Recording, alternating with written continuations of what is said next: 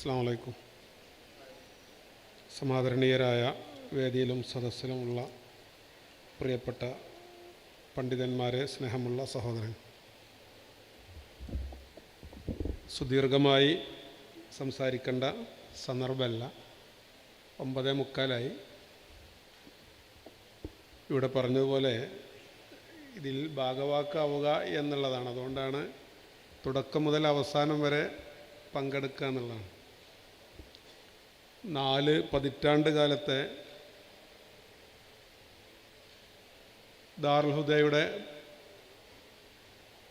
ചരിത്രവും പ്രയാണവും ഒക്കെ ഇവിടെ വളരെ വിശദമായി പ്രതിപാദിച്ചു. എത്ര ദീർഘവീക്ഷണത്തോടു കൂടിയാണ് അന്ന് നമ്മുടെ നേതാക്കന്മാർ ഈ ഒരു സംരംഭത്തിന് തുടക്കം കുറിച്ചത് എന്ന് പ്രിയപ്പെട്ട യൂസുഫ് ഫൈസി ഇന്ന് എനിക്കൊരു വീഡിയോ ക്ലിപ്പ് അയച്ചു തന്നു. ഡോക്ടർ യു ബാപ്പുട്ടി ഹാജി 40 കൊല്ലം മുമ്പ് പറയുകയാണ്, നമ്മുടെ ആദർശത്തെ ലോകത്തോളം പ്രചരിപ്പിക്കാൻ, ഇന്ത്യയിലെ വിവിധ പ്രദേശങ്ങളിലേക്ക് പ്രചരിപ്പിക്കാനാണ് നമ്മൾ ഈ പ്രസ്ഥാനം ആരംഭിക്കുന്നത് എന്ന്. അദ്ദേഹത്തിൻ്റെ ആ ആത്മാർത്ഥമായ ചിന്ത അല്ലെങ്കിൽ ആ കാഴ്ചപ്പാട്, അത് സഫലമായിട്ടാണ് നമ്മളിന്നിവിടെ നിൽക്കുന്നത്. ദാറുൽ ഹുദ വന്നാൽ അല്ലെങ്കിൽ ദാറുൽ ഹുദയുടെ സന്ദേശം എന്താണെന്ന് ഞാൻ ആർക്കും പറഞ്ഞു കൊടുക്കണ്ട. അത് ലോകത്തിൻ്റെ മുമ്പിലുണ്ട്. നമ്മളുടേത് യാഥാർത്ഥ്യമായ ഒരു സ്വപ്നമാണ്. ആ സ്വപ്നം പൂവണിഞ്ഞ സന്തോഷത്തിലാണ്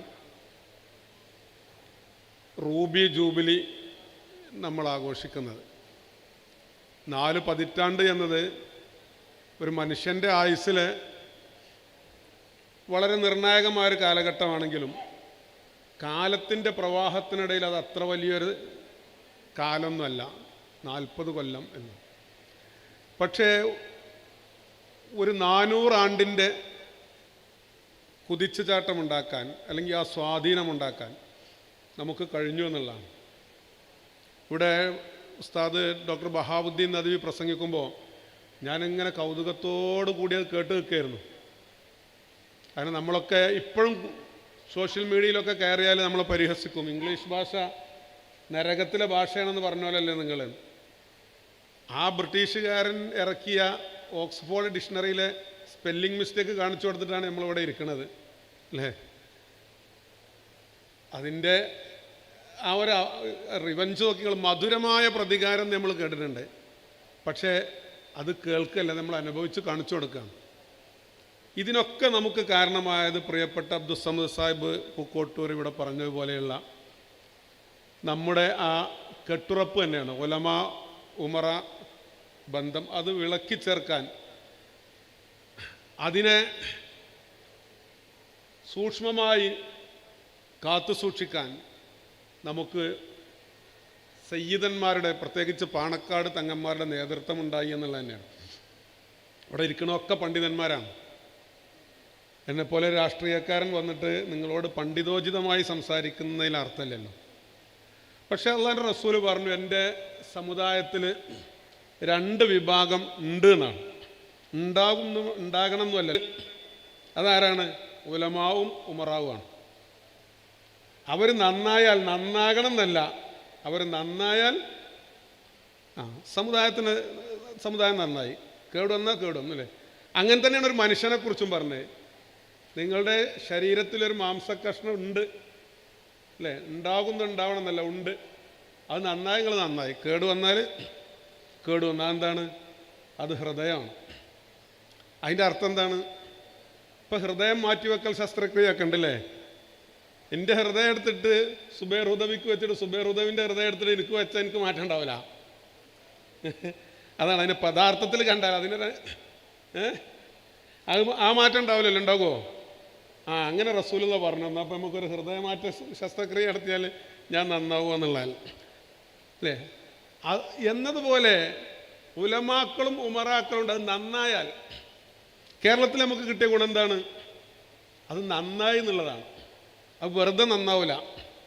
അവരെ ഒരുമിച്ച് കൊണ്ടുപോകാൻ, വിളക്കി ചേർക്കാൻ ഒരു കണ്ണി വേണം.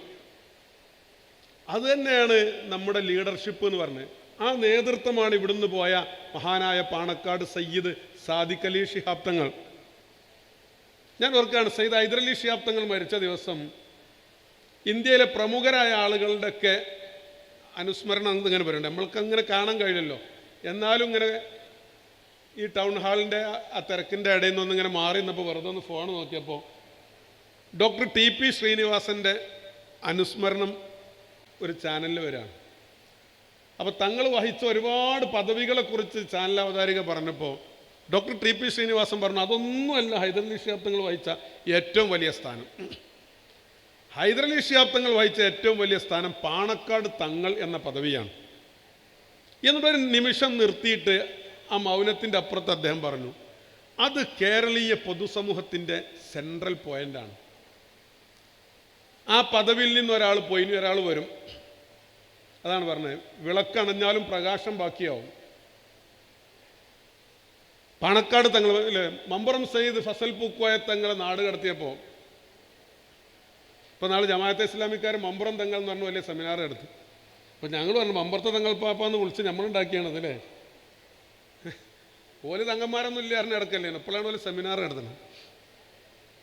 അതിനുശേഷം ആ നേതൃത്വം, മലബാർ മുസ്ലിമീങ്ങളുടെ നേതൃത്വം കഴിഞ്ഞ ഒരു നൂറ്റാണ്ടായി ലീഡർഷിപ്പ്, നിങ്ങൾ നോക്ക്, ഒരു നൂറ്റാണ്ടായി ആ ലീഡർഷിപ്പ് പാണക്കാട് സയ്യിദ് ഹുസൈൻ ശിഹാബ് ആറ്റക്കോയ തങ്ങളിലേക്ക് വന്ന് അത് അണമുറിയാതെ ഇന്ന് വന്ന് സയ്യിദ് സാദിഖ് അലി ശിഹാബ് തങ്ങളിൽ എത്തി നിൽക്കുന്നുണ്ട്. പാണക്കാട്ട് വലിയ തങ്ങൾ പ്രൊഫസർ ഖാദർ മൊയ്തീൻ സാഹിബ് പാണക്കാട് ഒരു പരിപാടിയിൽ പ്രസംഗിച്ചപ്പോൾ അദ്ദേഹം അഭിസംബോധന ചെയ്തപ്പോൾ പറഞ്ഞു, ജ്ഞാനക്കാട്. ഞാൻ വിചാരിച്ചത് അദ്ദേഹം തമിഴനായതുകൊണ്ട് തെറ്റി പറഞ്ഞതാണോ. ഭക്ഷണം കഴിക്കുന്ന നേരത്തെ ഞാൻ അദ്ദേഹത്തിനോട് ചോദിച്ചോ പറഞ്ഞു, ഞാൻ കരുതിക്കുട്ടി പറയുന്നത് പാണക്കാടല്ല, ജ്ഞാനക്കാടാണ്. ഇവിടുന്ന് നമുക്ക് ഒരുപാട് ജ്ഞാനങ്ങൾ സ്വായത്തമാക്കാനുണ്ട്, അത് കണ്ടുപഠിക്കാനുണ്ട്, അനുഭവിച്ച് പഠിക്കാനുണ്ട്. ഒരു ബഹുസ്വര സമൂഹത്തിൽ നേതൃത്വം കൊടുക്കുന്ന, എന്നിട്ട് അദ്ദേഹം ഒരു കാര്യം പറഞ്ഞു തന്നു, ഖാദർ മൊയ്തീൻ സാഹിബ്, മഹാനായ ഖായിദെ മില്ലത്ത് മുഹമ്മദ് ഇസ്മായിൽ സാഹിബ് റഹ്മത്തുള്ളാഹി അലൈഹി. അദ്ദേഹത്തിന് ഖായിദെ മില്ലത്ത് എന്ന പേര് വന്നത് ഒരു മുഖസ്തുതിക്കാരൻ ഫ്ലെക്സിൽ എഴുതിയതല്ല, ഇരട്ട ചങ്കൻ എന്നൊക്കെ പറഞ്ഞ മാതിരി അങ്ങനെ എഴുതിയതല്ല അല്ലേ. അതെങ്ങനെയാണ് കിട്ടിയത് എന്ന് ഖാദർ മൊയ്തീൻ സാഹിബ് പറഞ്ഞെന്ന്, തമിഴ്നാട്ടിലെ ഒരു പണ്ഡിത സംഘടനയുടെ, ഇവിടെ സമസ്ത എന്നൊക്കെ പറഞ്ഞ പോലെ അവിടുത്തെ ജമിയത്തുൽ ഉലമയുടെ സംഘടനയുടെ മഹാസമ്മേളനത്തിലേക്ക് ഖായിദെ മില്ലത്ത് വരികയാണ്. ഖായിദെ മില്ലത്താണെന്ന് അധ്യക്ഷൻ, അന്നൊക്കെ അധ്യക്ഷനാണ് വലിയ പദവി, ഉദ്ഘാടകനല്ല. പിന്നെ കുറച്ച് അത് കാലം മാറിയതനുസരിച്ച് വന്നതാണ്, ഉദ്ഘാടകനാണ്. ഇനി കുറച്ച് കഴിഞ്ഞാൽ വേറെ എന്തിനെങ്കിലും ആവും. അന്ന് അധ്യക്ഷനാണ്, പൂക്കോയത്തങ്ങളുടെ അധ്യക്ഷതയിൽ ചേരുക എന്നുള്ളതാണ്. അതാണ്, അങ്ങനെയാണ്. അപ്പോൾ ഖായിദെ മില്ലത്ത് അധ്യക്ഷൻ, അദ്ദേഹം അങ്ങോട്ട് വരുമ്പോൾ അന്നത്തെ അവിടുത്തെ വലിയ പണ്ഡിതനായ ഷെയ്ഖ് ഹമാനി അസ്രത്ത് റഹ്മത്തുള്ളാഹി അലൈഹി, ഹമാനി അസ്രത്ത് അദ്ദേഹത്തെക്കുറിച്ച് പറഞ്ഞു, ഈ നമ്മുടെ വേദിയിലേക്ക് കടന്നു വരുന്ന മുഹമ്മദ് ഇസ്മായിൽ സാഹിബ്, അദ്ദേഹം ഈ സമുദായത്തിൻ്റെ കായിദാണ്, ഖായിദെ മില്ലത്ത് എന്ന് ഞാൻ അദ്ദേഹത്തെ വിളിക്കുകയാണ്. ഇസ്മായിൽ സാഹിബ് ഇങ്ങനെ കണ്ണുനീരൊഴുക്കിക്കൊണ്ട് അവിടെ ഇരുന്നു. ഖായിദെ മില്ലത്ത്, അദ്ദേഹത്തിൻ്റെ പ്രസംഗത്തിൽ അദ്ദേഹം പറഞ്ഞു, എന്നെ ഇവിടെ നിങ്ങൾ ഖായിദെ മില്ലത്ത് എന്ന് പറഞ്ഞു. ഞങ്ങൾ ഉമറാക്കൾ ദീനാകുന്ന ശരീരത്തിൻ്റെ ആളുകളാണ്, നിങ്ങൾ ഉലമാക്കൾ ഇതിൻ്റെ ആത്മാവിൻ്റെ ആളുകളാണ്. അതുകൊണ്ട് ഞാൻ അമാനി അസ്രത്തിനെ ഷെയ്ഖുൽ മില്ലത്ത് എന്ന് വിളിക്കട്ടെ.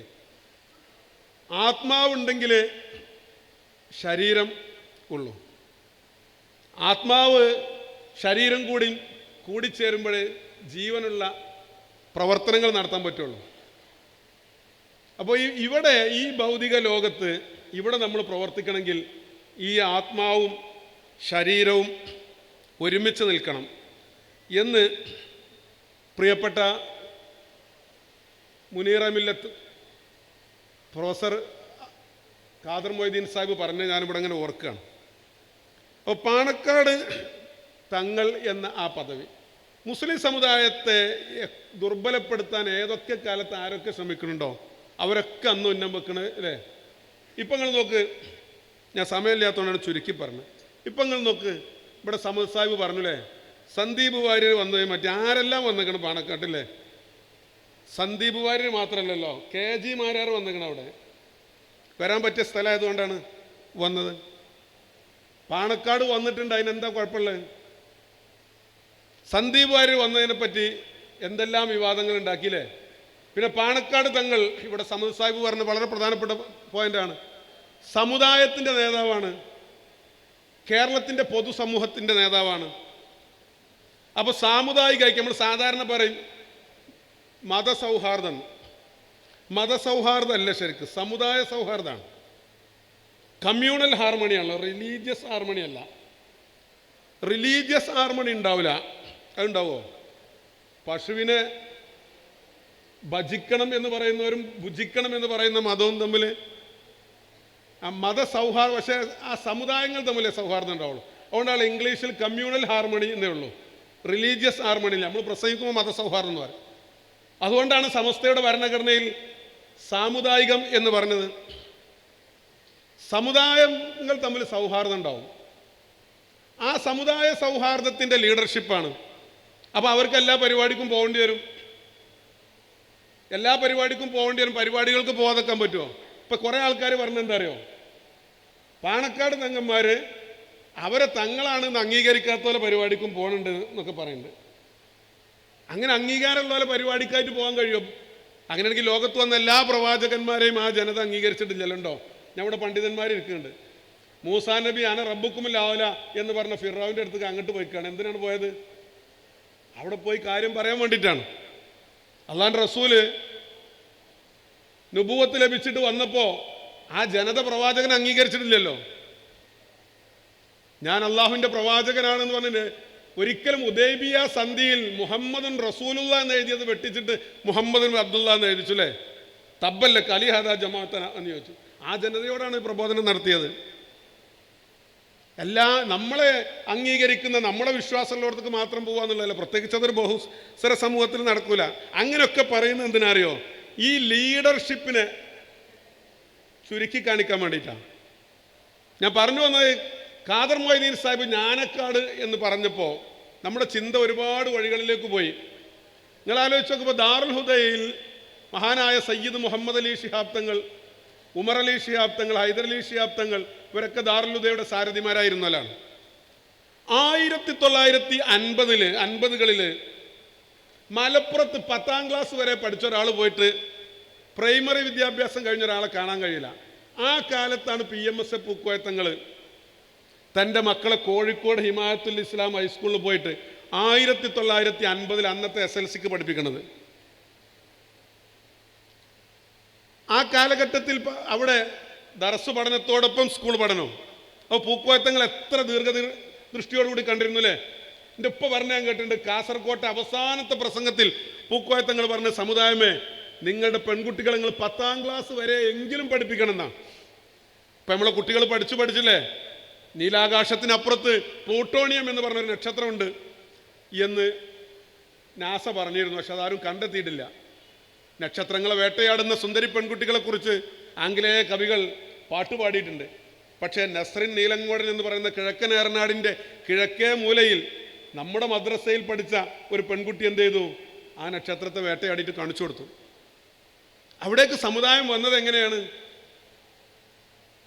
സയ്യിദ് മുഹമ്മദ് അലി ശിഹാബ് തങ്ങളും ഹൈദർ അലി ശിഹാബ് തങ്ങളും ഉമർ അലി ശിഹാബ് തങ്ങളൊക്കെ മലപ്പുറത്ത് കോഴ്സില്ലാത്തതുകൊണ്ട് കോഴിക്കോട് പോയി 10ാം ക്ലാസ് പഠിച്ചിട്ട് 1958 കൈറോവിലേക്ക്, ഈജിപ്തിലേക്ക് മഹാനായ സയ്യിദ് മുഹമ്മദ് അലി ശിഹാബ് തങ്ങൾ പഠിക്കാൻ വേണ്ടി പോണത്. അപ്പോൾ ഇത് ഒരു ദിവസം കൊണ്ടുണ്ടായതല്ല, റോമാനഗരം ഒരു ദിവസം കൊണ്ടുണ്ടായതല്ല എന്ന് പറയുന്ന പോലെ നമ്മുടെ ഈ നവോത്ഥാനം എന്ന് പറയുന്നത് ഒരു ദിവസം കൊണ്ടുണ്ടായതല്ല. ഇത് നമ്മുടെ ലീഡർഷിപ്പിൻ്റെ കാഴ്ചപ്പാടിൻ്റെ ഭാഗമായി പതുക്കെ ഉയർന്നു വന്നതാണ്. ആ നേതാക്കന്മാരുടെ ആ ലീഡർഷിപ്പിൻ്റെ സുചിന്തിതമായ സമർപ്പിതമായ പ്രവർത്തനം അതിൻ്റെ പിന്നിലുണ്ടായിട്ടുണ്ട്.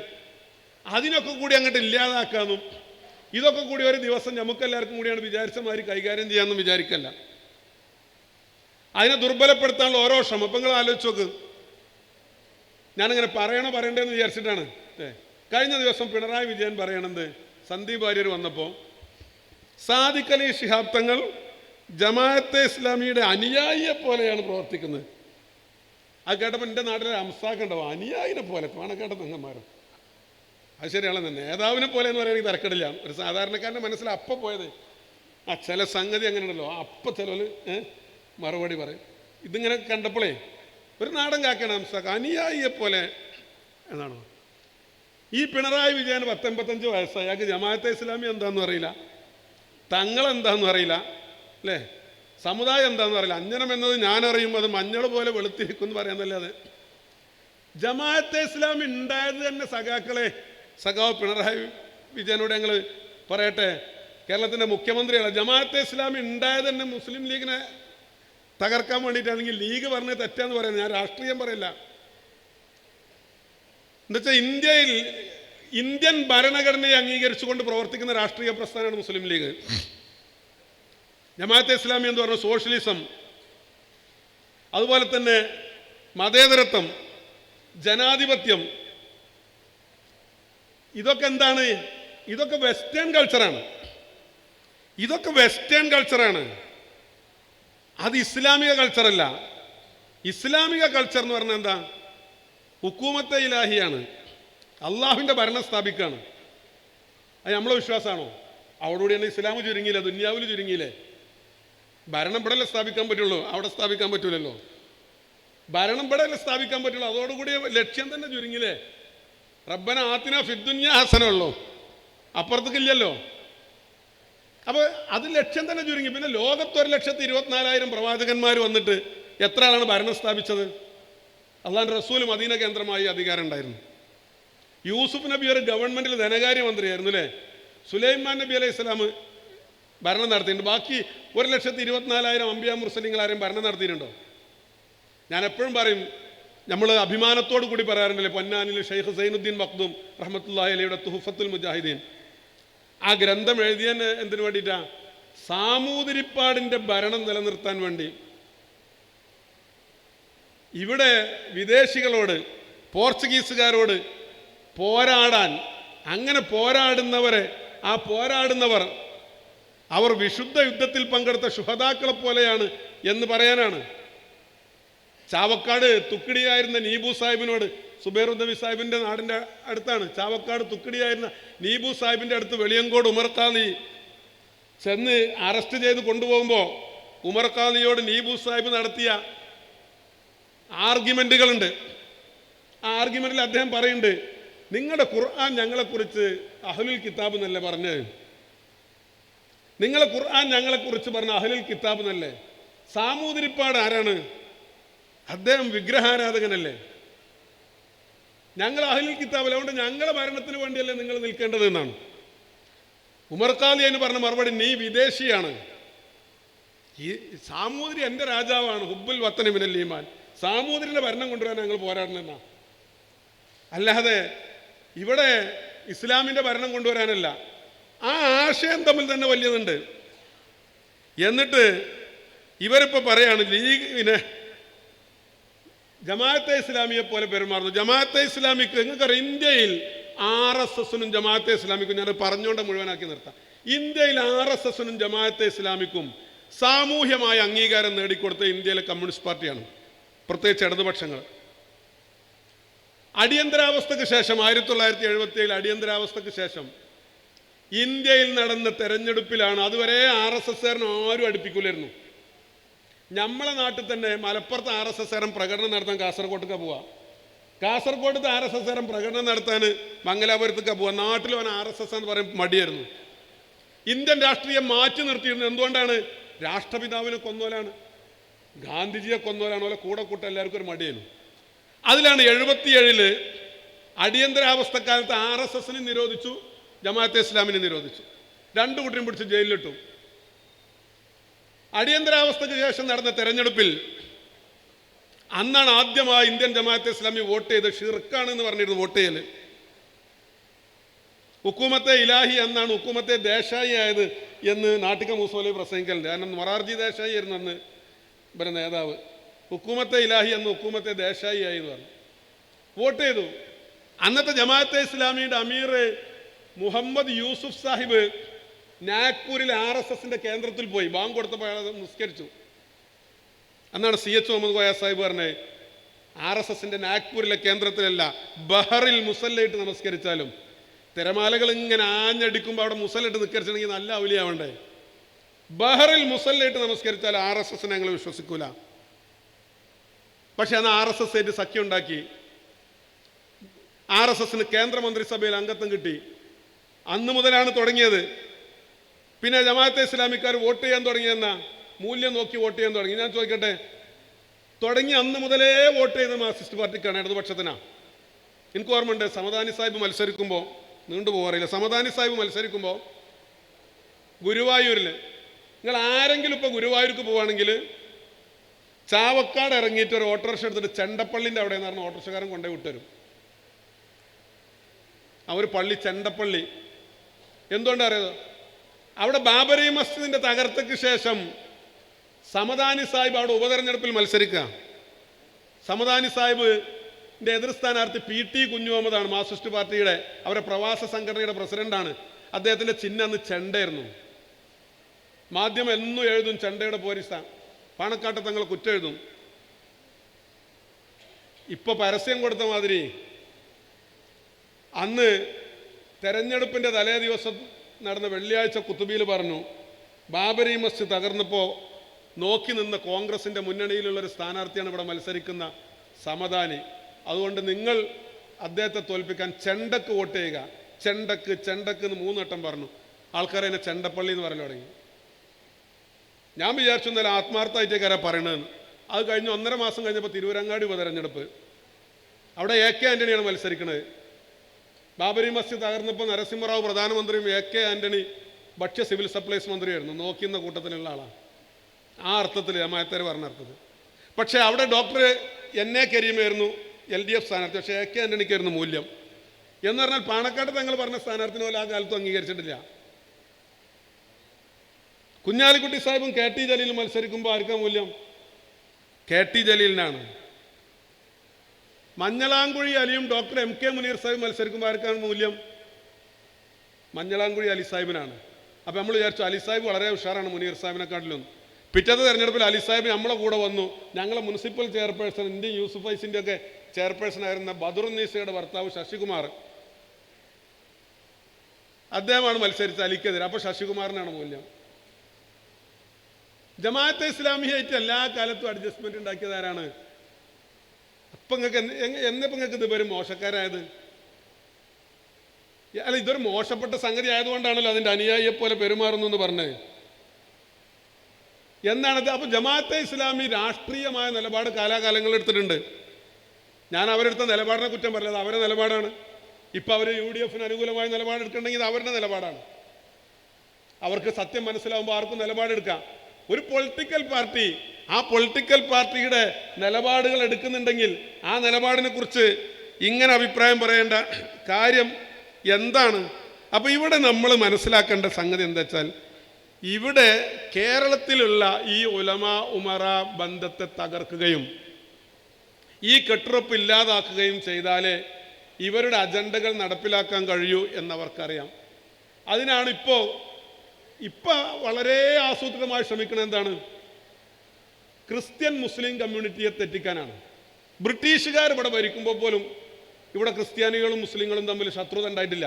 ഈ മലപ്പുറത്ത് നിങ്ങൾ നോക്ക്, ഞാൻ ചരിത്രം പറയണ്ടല്ലോ. R.E. മില്ലർ